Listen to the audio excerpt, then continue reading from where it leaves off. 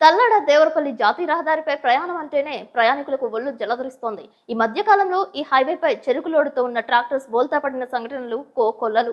పరిమితికి మించి లోడ్ వేయడంతో నిత్యం చెరుకు ట్రాక్టర్స్ కారణంగా ప్రమాదాలు సంభవిస్తున్నాయని జగమెరిగిన సత్యంగా ప్రజలు పెదవిరుస్తున్నారు. ప్రధానంగా మలుపు భాగంలో ఏకంగా ఇంజన్ సైతం పైకి లేచిపోయేంతగా చెరుకు లోడు వేస్తున్నారు. పట్టించుకోవాల్సిన పోలీసు యంత్రాంగం సైతం కన్నేయకపోవడంతో ప్రమాదాలు చోటు చేసుకుంటున్నాయనే వార్తలు వినిపిస్తున్నాయి.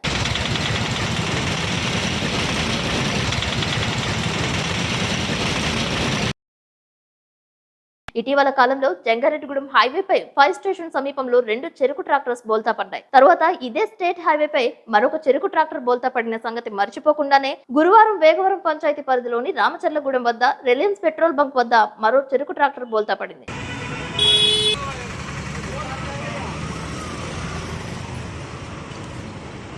అర కిలోమీటర్ మేర ట్రాఫిక్ జామ్ అయింది. సంఘటన స్థలానికి చేరుకున్న పోలీసులు ట్రాఫిక్ ను క్రమబద్ధీకరిస్తున్నారు. జంగారెడ్డిగూడెం మీదుగా గమ్యస్థానాలకు వెళ్లే గడ్డివాము చెరుకు కారణంగా రాకపోకలు సాగించే ప్రయాణికులు సైతం తీవ్ర ఇబ్బందులు ఎదుర్కొంటున్నారని వాపోతున్నారు.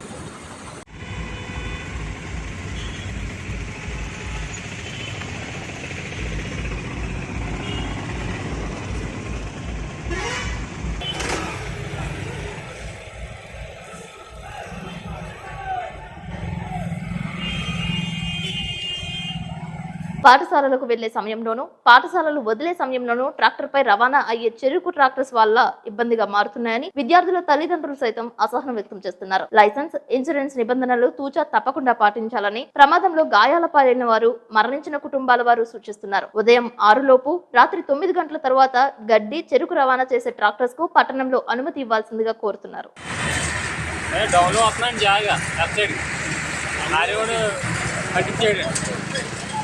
లంగలో లారీ కూడా దొరకలేదండి, పట్టుకున్నా దొరకలేదు. 2 కిలోమీటర్లు వెళ్ళాం, తోడు దాడి వెళ్ళాం కానీ దొరకలేదు. ఏమని చేస్తుంది